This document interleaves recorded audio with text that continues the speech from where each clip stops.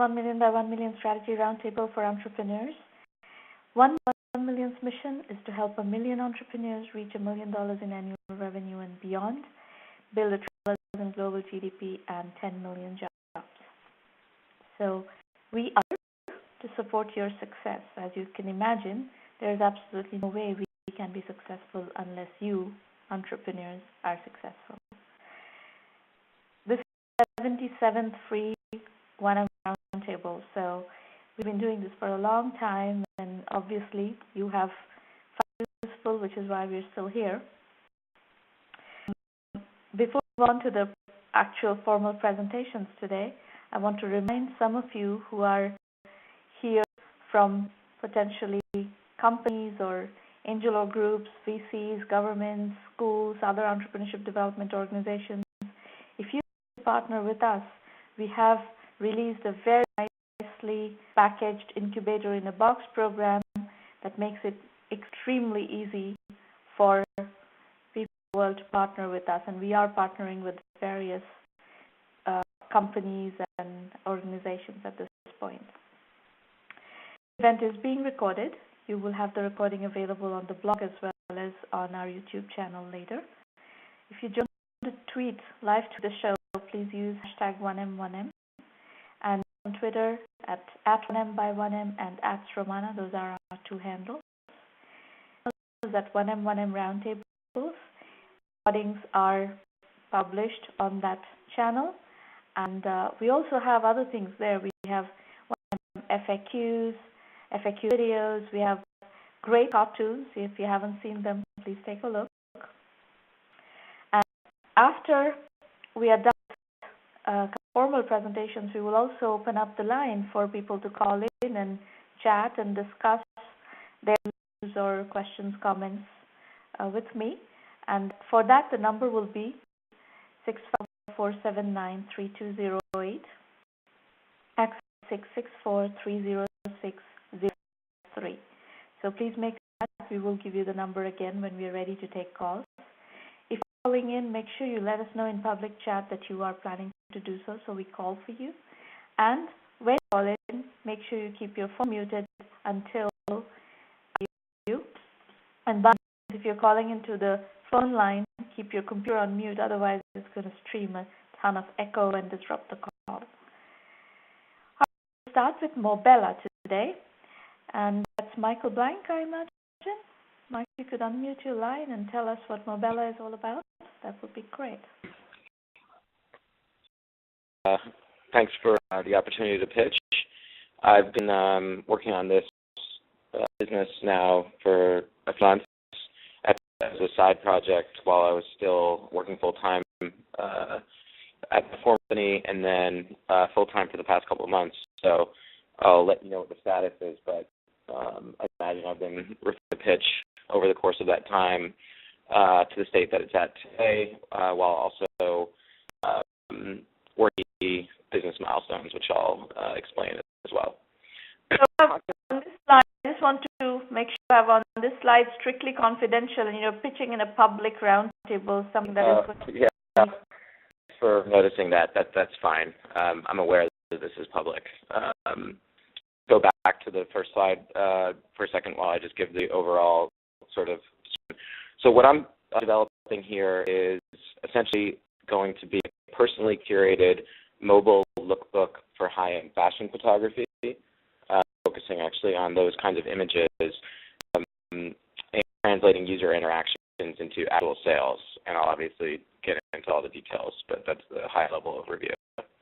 So next slide describes me and a few other key members of the initial team. So I recently left a company called Mobella, which is a collaboration platform for scientists. I was there for 2.5 years leading business development, and we successfully sold out to Elsevier, which is the largest publisher of scientific in the world. Mm-hmm. And that actually happened 2 months ago, at which point I started working on this project full-time. Leading to that, I was sort of doing it on the side with the expectation that I would leave once that was complete. The other people you see mentioned here are people who are advising right now, one in a marketing capacity, another in an editorial capacity, hoping to bring one of them full-time once some more financing. Third, it's called Fueled, and they're working on designing and developing the initial prototype. Okay. They're a city-based firm.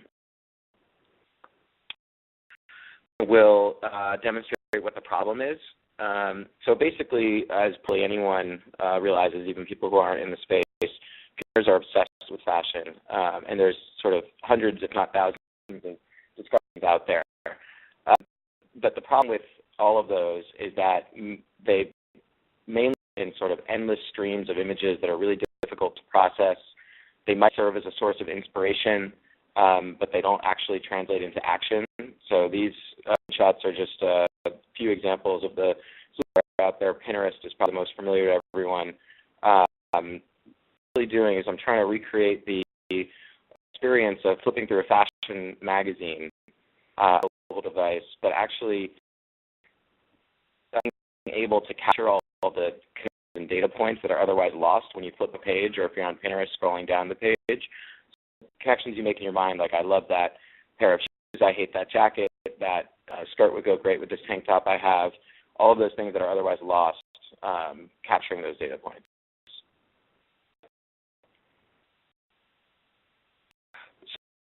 Side of the equation, you've got retailers who are looking for better social distribution channels. If you look at the data behind Facebook, Twitter, and Pinterest, obviously the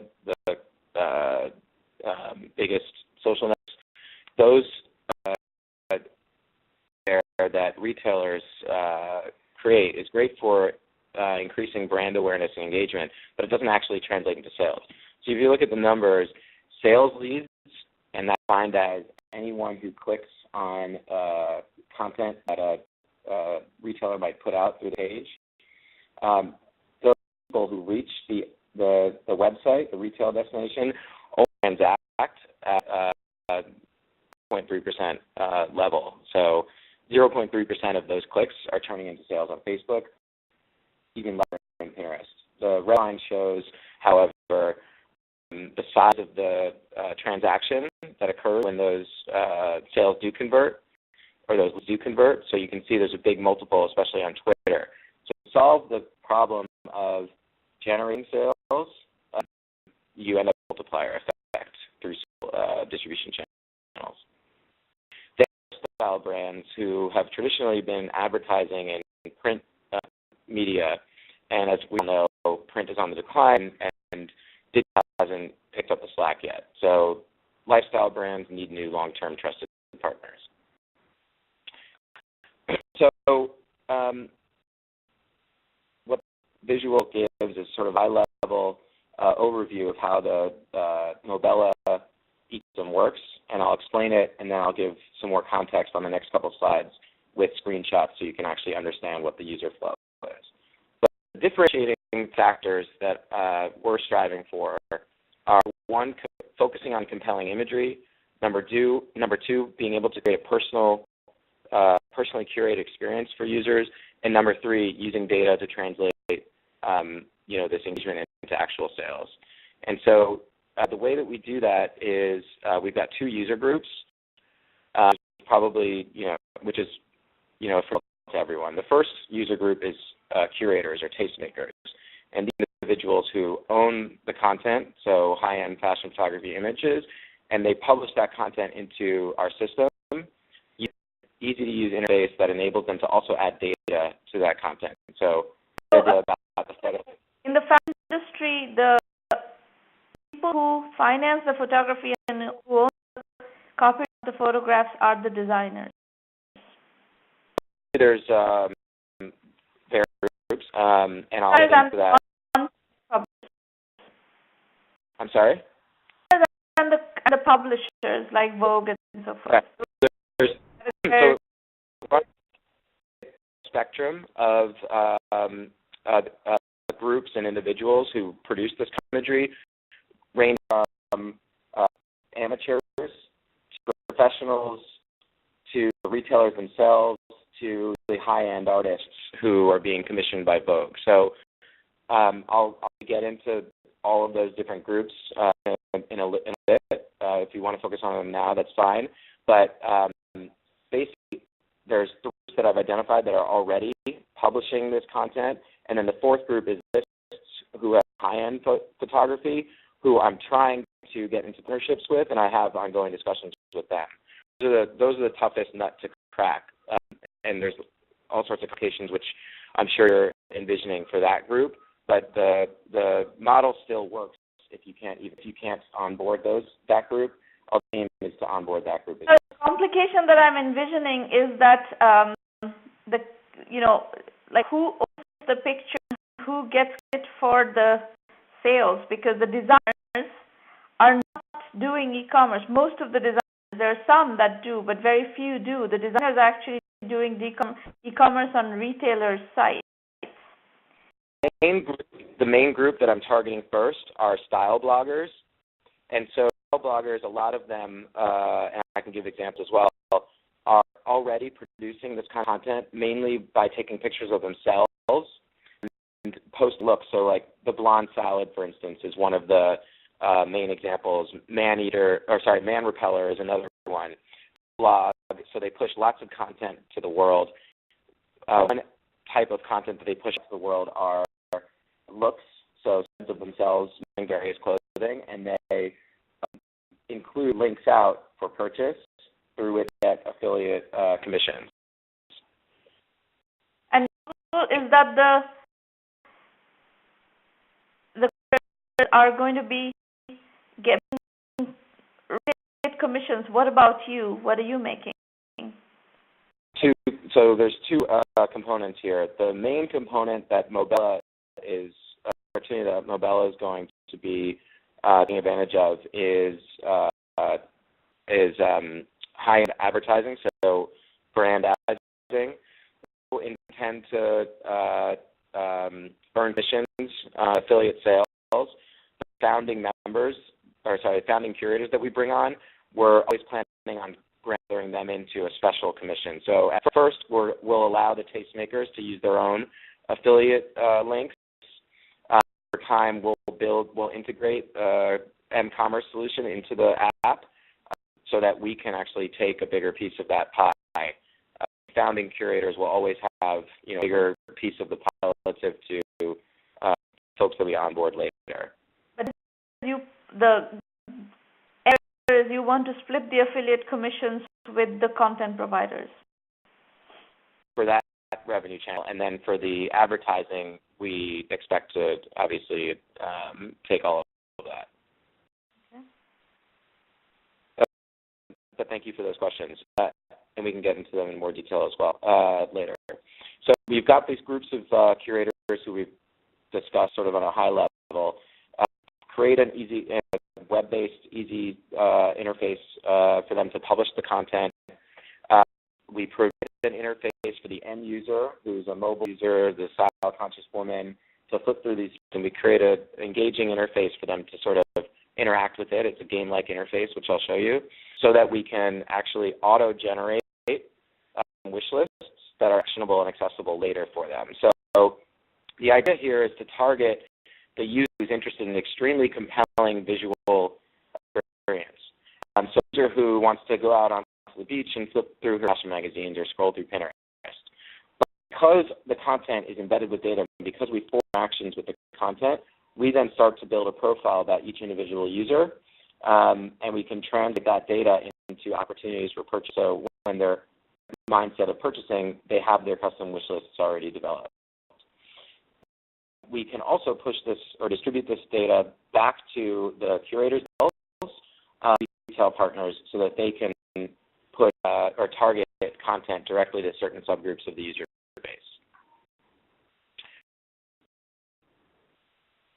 Yeah, there are lots of complexities in here. Carry on. This is simple business. So if you go back to the slide that you just advanced from, take you through the sort of ordinary user flow. The ordinary user flow, once you've registered for the app, then obviously you can do that via Facebook or email. presented with a high-end fashion image.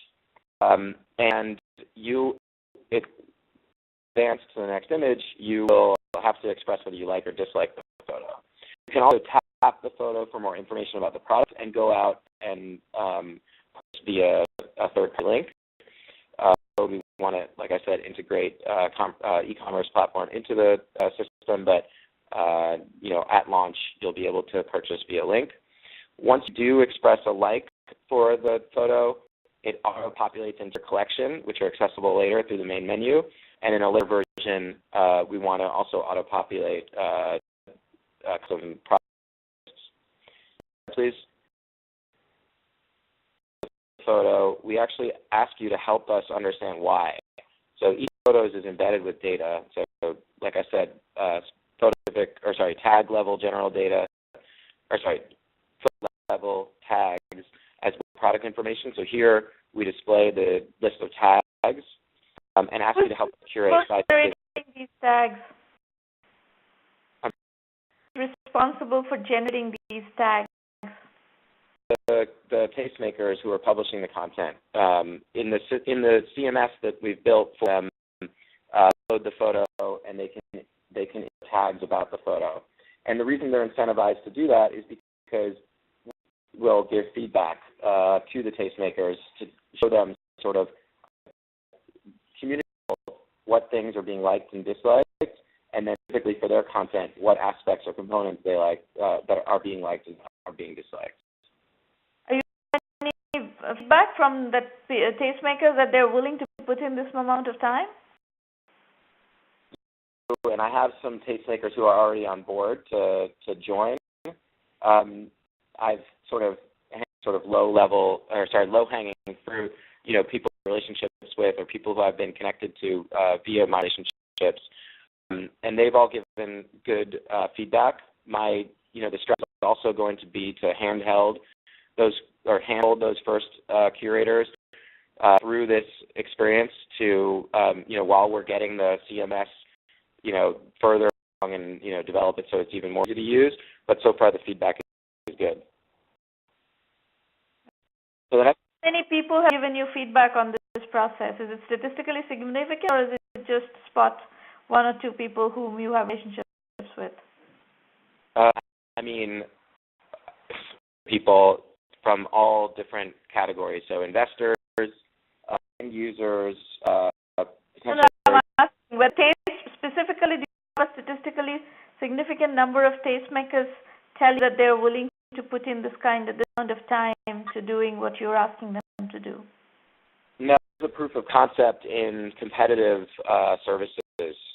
So there's one that's called lookbook.nu, and there's another called Pose. And they, Lookbook has 1 million monthly visitors. Pose has what they claim to be quote-unquote millions of users. I've looked into the statistics. It looks like they've had about 2 million downloads on their mobile app. And those all are built on the same type of model where you have curators adding content. You're using existing applications and their usage models to validate that people are willing to invest. So confident, very confident. Now, since we're seeing the competitors, I mentioned the differentiating aspects that I think are key. One is to create a really highly curated experience. If you look at those app services, you'll see that it's really sort of rising to the top. It's like, the mediocrity rising to the top. So we're going to implement an invite-only exclusive community of curators to push out really only the most compelling imagery.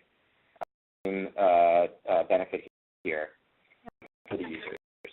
You're going to content, but curated and really high quality content. Correct. So is just showing what kind of viral features I want to implement. Target users include, what you would expect, basically style-conscious women. I've computed the total numbers to be, just over 400 million, based on a report I have from Bain that was commissioned by Vogue. estimates numbers in the U.S., and then I've kind of calculated from there.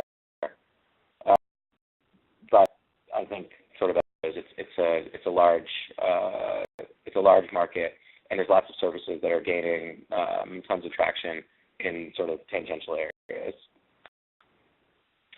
That is the curators. So we spoke a little bit about this. I want to get more specific. There's 4 categories that I've identified. Retailers who obviously have incentive to create new distribution channels for their content. A lot of them are already taking high fashion photography and publishing it out to their e-commerce platforms, also pushing it out via their social networks. Others are doing the same thing, a lot of them on Etsy, for instance. And bloggers, which is probably the biggest source of tastemakers.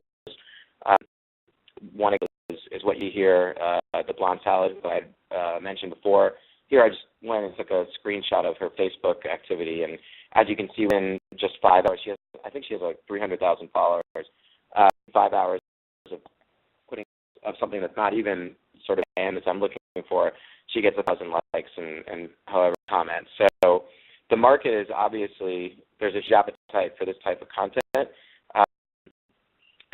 So the 4th category is the artists and the agencies, where you've already sort of touched on what the complications are. In those cases, copyrights are more coveted, as well as sort of exclusivity when images are commissioned. But I'm in talks with various agencies who represent artists who work with me and trying to create ways to figure out, is there a subgroup of the images that are no longer on exclusive, available for this.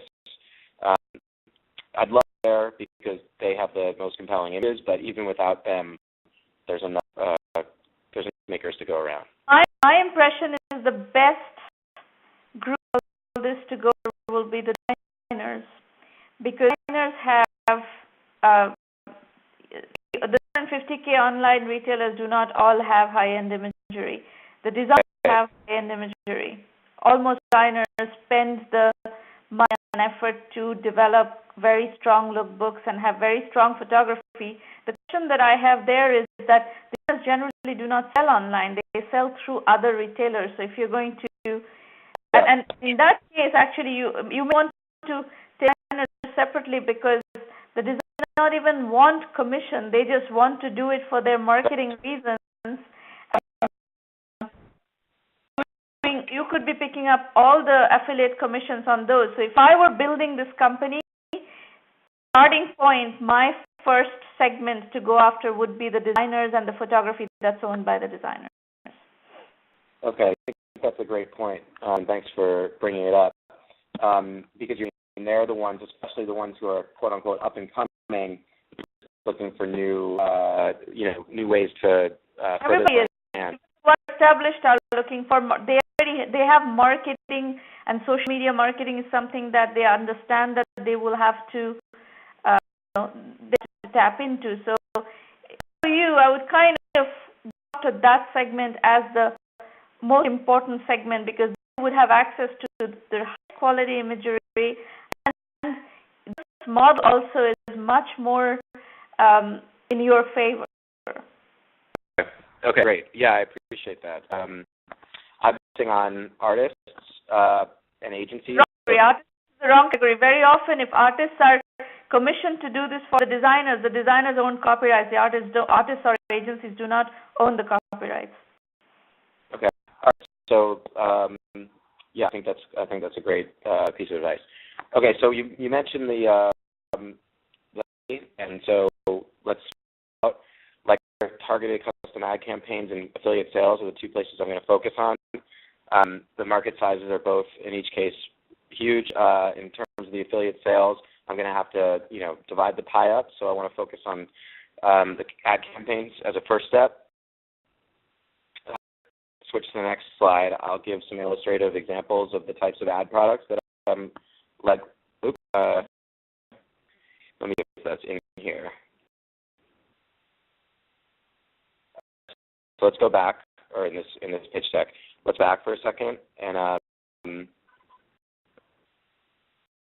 spell out a little bit what the ads look like. So one would be branded spreads, where if you're envisioning the normal use case, you're flipping through unbranded content that's delivered to you based on our algorithm, what we think you like. So branded spreads would be branded photo shoots. So the types of things you would expect to see in the front 100 pages of Elle magazine, delivered specifically to certain subgroups of users. And because it's highly targeted, the CPMs can be quite high. The second, board-based offers, which are your business model needs work. I just told you. You guys on both. If you want designers to give you photographs, which is core to business, and take affiliate commissions off that, you can't also charge them high CPM. And selling high-end CPM advertising requires direct sales force, which is expensive to build. Point well. Networks do not have high CPMs, like $25 CPMs. Ad networks cannot get to that. Right. Okay. Point well taken. So just to a little bit of response to that, why I'm trying to build partnerships with the agencies is because they also have relationships with all the advertisers. But that's a good point. So I want to hear your feedback on these are all different types of agencies. You're talking about. So yes, partner in New York is one of them. They represent the artists who get for photo shoots in Vogue and Elle and Mademoiselle and Bazaar, etc. So I think your business model thinking, the thought process of where you source images, how you monetize, is very convoluted. I would simplify everything and focus completely. And this needs to be created whether designers are willing to work with you in this mode or not. I will go work with only the designers and simplify the business model to only affiliate commissions, those high-end photography. If you can access high-end photography directly from the designers and monetize it on your website somehow through deals, your business. What you're presenting right now is very convoluted. Lots of things you haven't thought through, like how are you going to sell these ads at these high CPMs? The sales is going to be extremely expensive to build. And you have all sorts of channel conflicts on your affiliate model. Style bloggers, you're going to have to split already very thin margin affiliate commission with these style bloggers, and they don't have the highest quality photography. Online retailers, only some of them have high quality photography. Online retailers may be an okay category, especially high-end ones who do have high quality photography. And art and agencies, I think, is going to be very convoluted because of copyright issues. The other thing you need to keep in mind is that you 12,000 designers you're talking about here, but really you need to focus on certain categories of. If you mix mass designers with high-end designers like the bridge, designer couture categories, that is not a mix. They do not like brand dilution. So 12,000 US design companies is going to drop very quickly down to a couple of thousand that in a specific category, and that's where your business is going to be focused. How you can get a couple of thousand of the bridge and designer categories to work with you, I think you will have a nice, niche, well-positioned business to bring to market. I know about this industry. I am a fashion e-commerce company. I think what you're saying makes a lot of sense. I have to, I've obviously been thinking about the business in one way, so I don't want to see. You're totally right. I'm going to change everything right now. I have thought about it because this is an industry that I have actually worked in. You haven't worked in this industry. You haven't had a chance to think about it at the level that I have. Yeah, no, I'm definitely giving. So you will need to take this feedback, listen to it, replay the recording, and take the information and process it and think it through. But my first reaction is your business is too complicated. So my first reaction would be, is that too similar to would sort of business that we're developing here in our conversation be similar to Behance. To what? Behance. I know that. I mean, Behance is like in a lot of ways, but it's BEHANCE. You go do your comparative analysis. I don't know this company. I don't use it, and I haven't done the comparative analysis. So based on what just given you feedback on, you go do the comparative analysis if anybody else is doing something like that. But the kind of assumptions you're making, good photography, not very many blogs have good quality photography of secondary imagery. The real high quality photography is sitting with the designers and some of the high-end retailers. That's it. Thousands of internet retailers you're talking about taking high quality photography from, many of them have shitty photography. That's true. I mean, the numbers that I put there are completely off. When you cut all that, out, the number of people who can provide you the quality of photography that you're looking for is going to go down to just 1,000 maybe. Not in the numbers that you're talking about.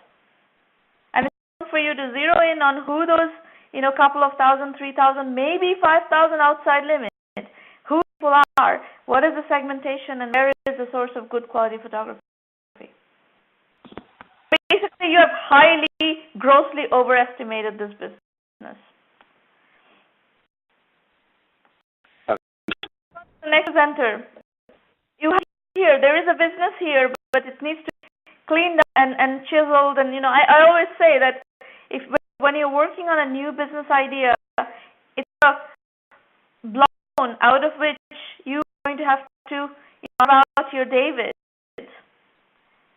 And the process of chiseling away, segmenting, subsegmenting, and assumptions, checking, where you want to position and how you're going to get to those positioning points. It's not, right now it's still a very high level. It's a rough block of stone. You're going to still work on your David to get the real positioning out of here. Okay. Get the feedback. Michael? Yeah, can you hear me? Yes, I can hear you.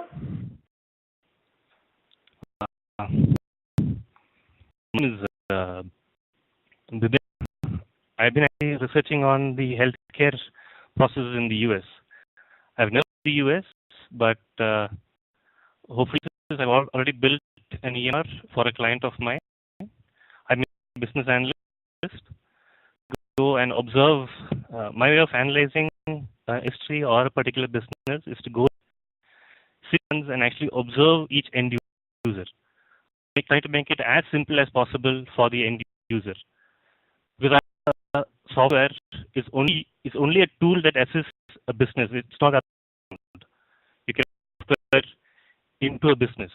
It has to be business is first understood, and then the software is made according to that particular industry. What I have done here is just facts that I have collected, and my for the healthcare industry is what is on these slides. I have prepared a separate business plan which I have not, but I have a business plan which talks about more specifics than what is on the slides. Can I slide, please? Yes. The healthcare ERP is to bring together. Right now in the US, a clinic has its own software, a hospital has its own software, the pharmacy has its own software, and all this you need a clearinghouse, and also have standards which are called as HL7 and X12 for insurance companies, and HL7 for in pharmacies. So it's basically a pretty complex system in the US right now. Main entities in this, if I'm going to build it, is going to be the patients, the clinics, the hospital, labs, pharmacies, the insurance company, government. Because the money, the funding of this whole healthcare process comes from the government to the companies. So these are entities that are going to be part of this healthcare ERP. Please. Now I feel that I'm not going the right track. The idea of this software should be that the UI has to be extremely simple. on the screen. It'll be more like they're just selecting something. Going to be at all. And the technology that is going to be used should be able to work on smartphones, tablets, laptops, and desktops. The same on all the four of them. So it doesn't end user is using a tablet, a PC, or at any point they should be able to access the same application and get this done. So with this kind of a system, what happens is you don't have medical prescription at a particular system. Then medical billing and coding is cut down by more than 50%. How 50%? If you see what I is when what does he first ask? He asks, okay, what is your complaint? So I'm trying to understand what is the thought process of a doctor. To say that, okay, I'm first addressing the patient's concern, he has a chief complaint. So what I would give him a list of chief complaints and he can choose from. Talking about an internal medicine doctor, not a specialist, a specific medicine doctor, because he addresses all the systems and they are the primary care physicians primarily.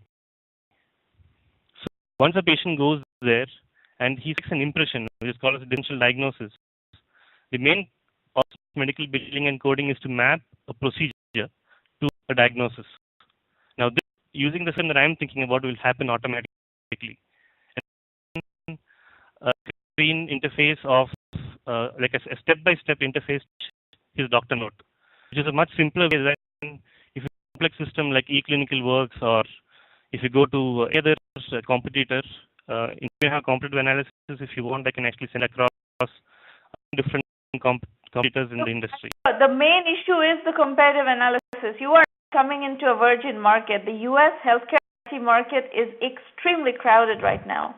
And what I see is a presentation that kind of you have no understanding of what's happening in the market or who's in the game, and every single segment of the healthcare ERP market or healthcare IT market is so there are more than 400 EHRs right now in the market. Yeah. The competitors that I have looked at is companies with lots of revenues, lots of penetration into this segment.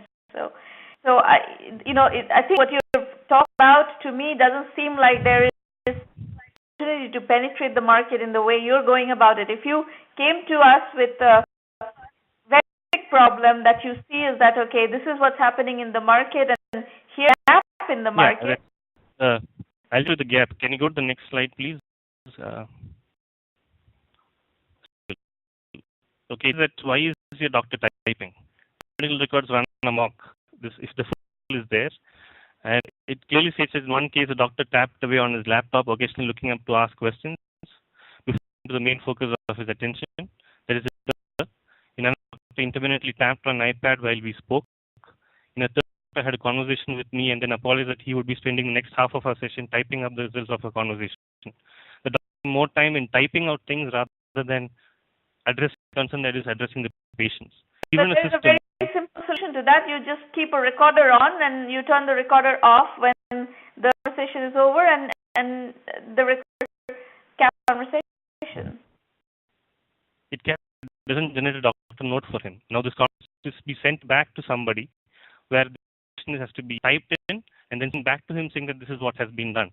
But then if he just has a system problem, that's not an electronic medical records problem. That is a medical transcription problem. It's a very simple issue where a doctor is, if you're talking about automated medical transcription, that is a different positioning than what you're trying to say here. Yes. When you bring in the whole healthcare entities together, it forms an EHR. There are already enough going on in the industry. If you're just talking about transcribing medical records and putting that into one of those hundreds of systems out there, that is a very different business. What you're positioning it as this, mother than apple pie kind of thing. From what I've spoken to doctors, even in India, I've actually gone to a hospital and actually seen and I've asked and spoken to doctors and asked them what is their concern. Even presented these facts actually. A lot of doctors have concern in documenting their whole system, and I wherein the whole system can be documented. implemented.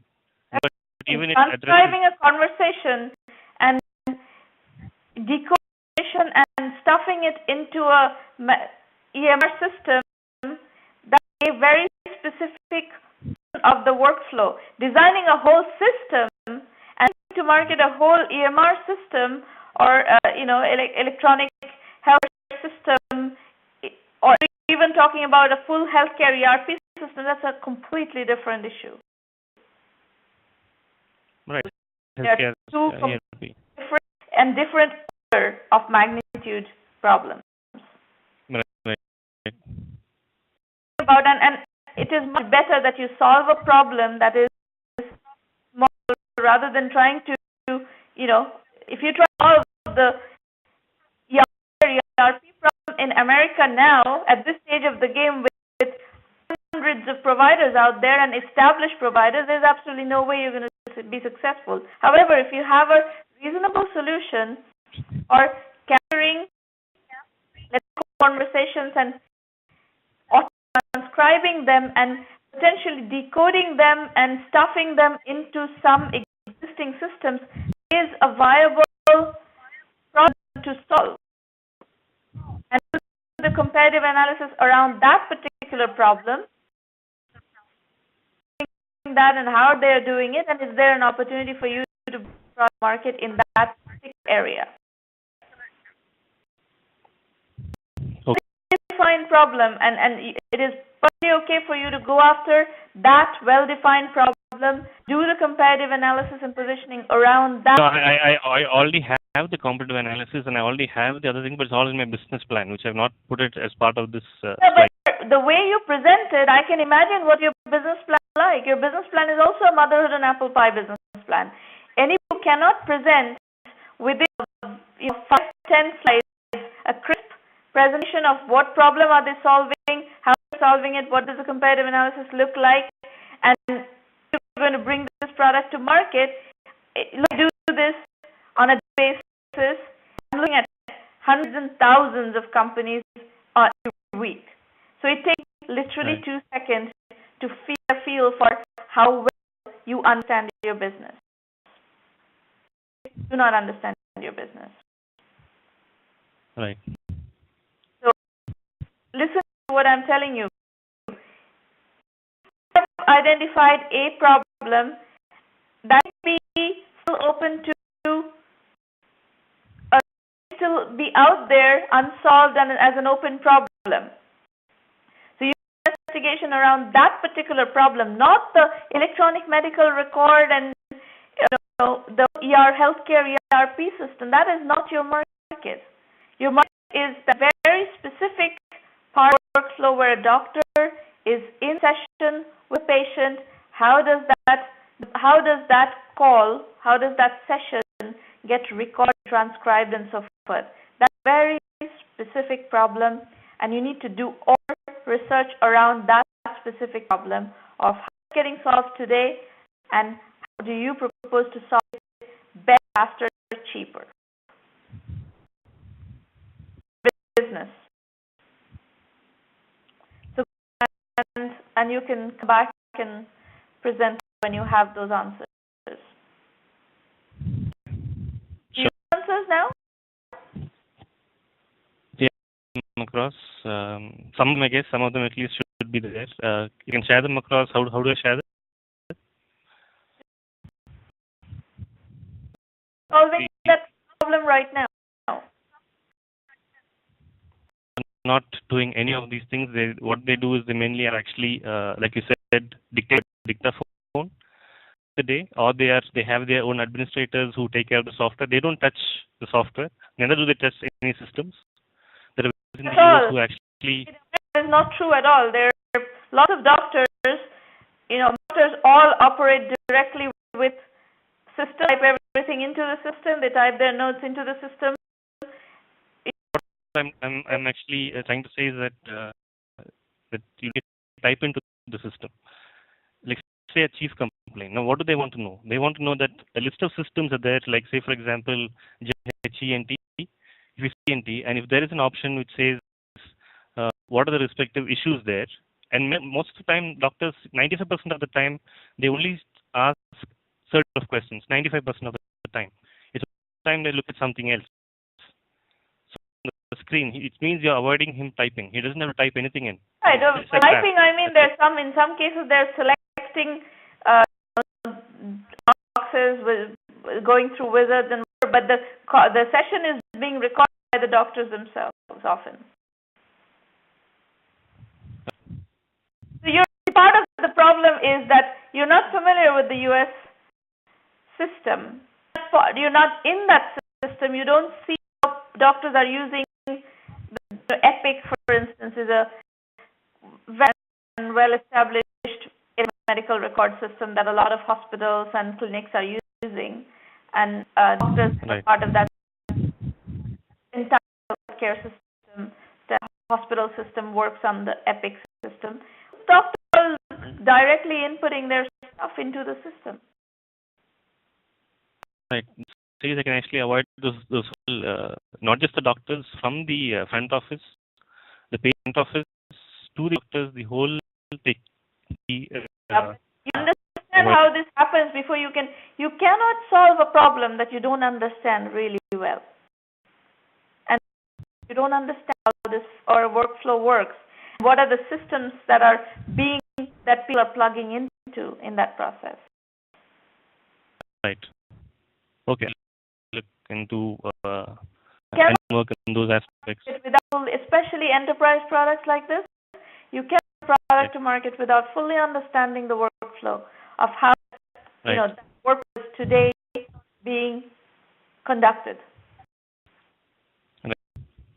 Okay. Good luck, Bin. You have a lot of work to do. It's not halfway even ready for anything yet. Okay. Is there call in? I can again. Hang up, Vibin, at this point because you're done with your presentation. You can listen directly through the computer. You don't have to be on the call. Okay.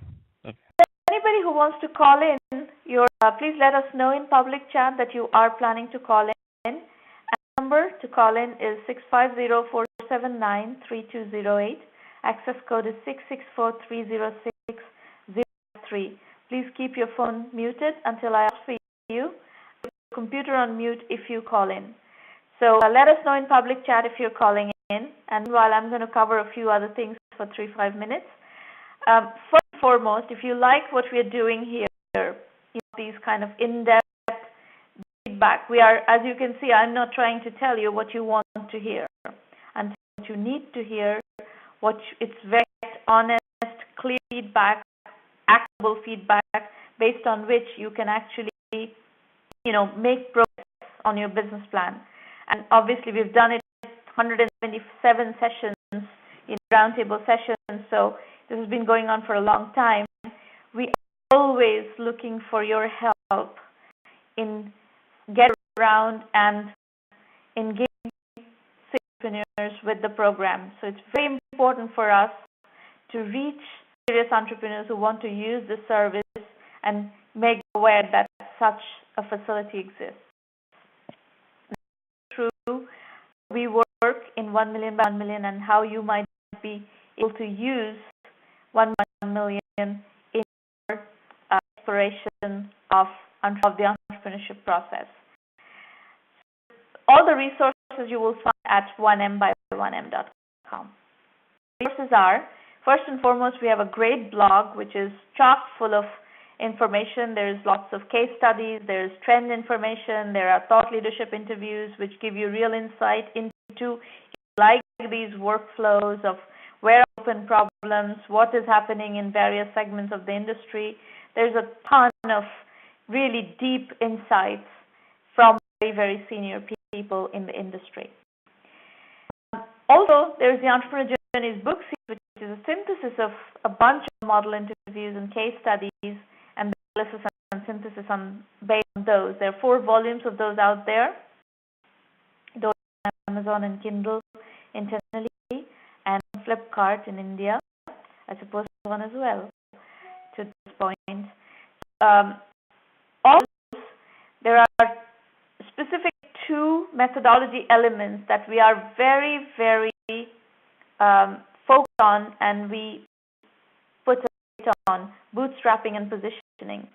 You really need to master those two pieces, just because from my point of view, those are really critical pieces to get to where you want to be in entrepreneurship success. No company succeeds without crisp positioning and without really mastering the bootstrap part of the journey, because you're not going to fund the concept. Even a fundable business, which 99% of the companies are not, even a fundable business, you're not going to get funded on day one. You have to bootstrap your way to fundability. That's why it's extremely important for you to understand what bootstrapping is and how to go about mastering that. Now, as I said, this is what the site looks like. The blog is accessible from the site. You also have these free roundtables is a source, 177 sessions. People have been attending and using these sessions. Book your slot from the free roundtable, free public roundtable tab on the website. A premium program, which is a $1,000 annual membership fee for unlimited access to extended methodology guidance. We have a curriculum.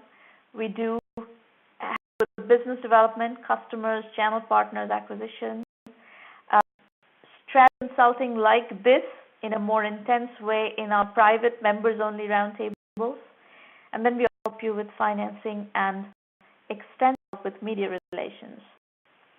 At our website, you'll find the $1 Million Club, which introduces some of the companies that have been successful in the program. You'll find an ROI analysis. We provide $375,000 worth of value for a $1,000 annual membership fee. So it's a high ROI program if you use it effectively the way it's designed to be used. One-on-one self-assessment is a good place for you to go and play around and your business. It's got all sorts of questions that you will need to calibrate your business against. And then if you're a premium member, we also provide you with the curriculum module, which help you plug the knowledge gaps on each of those issues. .com again is the website. There's lots of information which will help you evaluate the premium program, what to expect from the premium program. There's all sorts of video FAQs that you can go through. The curriculum, by the way, is a combination of case studies and video lectures. We have over 600 case studies, and we provide basically these and video lectures on topics where we believe you will need to master knowledge and information on each of those topics. And the way we've identified those topics is through extensive 177 roundtables as well as new public roundtables for our members. We have a deep understanding of what kinds of issues you are facing, and we still to understanding and mastering those issues. And the curriculum is divided into core and elective. The curriculum consists of 10 topics: bootstrapping, positioning, market sizing, customer validation, financing, customer acquisition, and team building. On the side, we have different types of business areas: Web 3.0 and e-commerce, cloud computing and business solutions, consulting, mobile and social apps, healthcare IT, online education, gaming. All these are categories in which we have elective modules. And we have these issues, and we have also developed studies of over 600 successful entrepreneurs. So I'm not teaching you this program alone.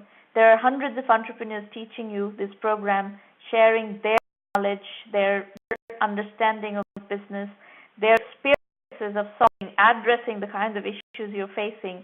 So you get to learn from a really powerful set of people who have generously shared their perspectives, so that entrepreneurs coming after us or coming after them can benefit from their experience, our experience. The message is lean, capital efficient, bootstrap startups. And then if you qualify for funding, we will introduce you to investors, but we'll assume that the first phase of the business building will happen in a bootstrap mode until you get to a fundable status. I'll help you a lot with media relations. Part of what observation is that companies that have not received financing often have a very difficult time getting any kind of coverage from the media. And it's that challenge, and we help you through our channels get access to media coverage. So you can get the coverage of 1M1M Premium members on the press page to get a feel for the kind of coverage we are able to generate.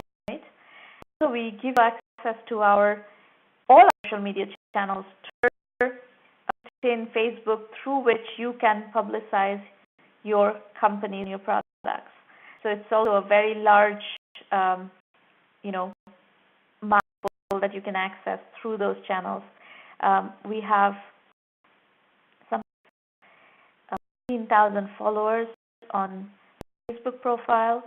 We have something like 50,000 connections on Facebook, over 1,000 Twitter followers, and then our Facebook page has, through friends and friends of friends, something like 1.8 reach. So it's a large reach channel, and we let you access that channel so that you can, get to those people through social media channels. We'll let you post on our blog as well as cover you on our blog. So we have incubator and deal radar series that investors monitor often. A lot of people whom we have covered through our channels have received calls from investors and have had investor engagement through that process. The One Affiliate program is for people who are entrepreneurship development organizations trying to access a really high quality program to partner with, and we are happy to work with you in that mode. Upcoming roundtables are every week in July, 13th, 20th, and 27th. The 7th roundtable, however, is the focus of our Oracle application lab part test that is going on with Oracle. So that will not be a roundtable where you'll be able to pitch. But other than that, you do have pitch every roundtable, and we'll have roundtables all through July as well. The last thing I want to point you to is if you're working in a developing economy, if you're based in a developing economy, or you're trying to build a business based in a developing economy, Vision India 2020 is my book that $25 billion business ideas, and you can take any of them and decide to develop those ideas. We're happy to help you with that as well. But I chose to publish these business ideas just to help you generate ideas. If you haven't yet figured out what is it that you're going to work on, this is a book that will help you with that ideation process. Reminder, 1M1M Incubator in a Box for anybody who is trying to scale an incubator anywhere in the world. Work with us with the Incubator in a Box program. If you want to call in the teleconference information, 650-479-3208, access code 664-306-053. Anybody calling in, would you please let us know in public chat if you would like to call in?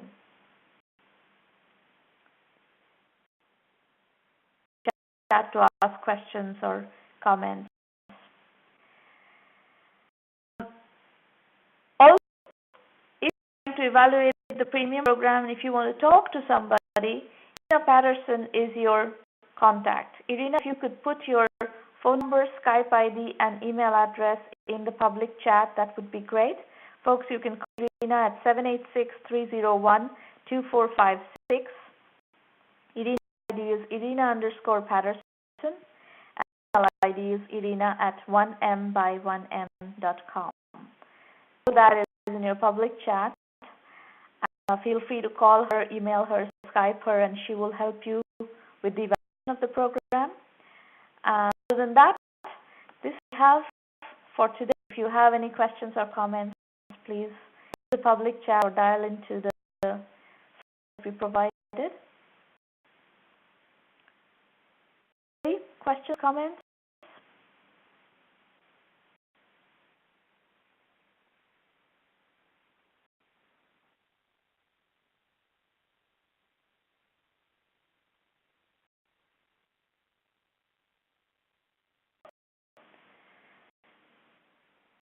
Or comments, and we're going to wrap up and our days and work and projects and businesses.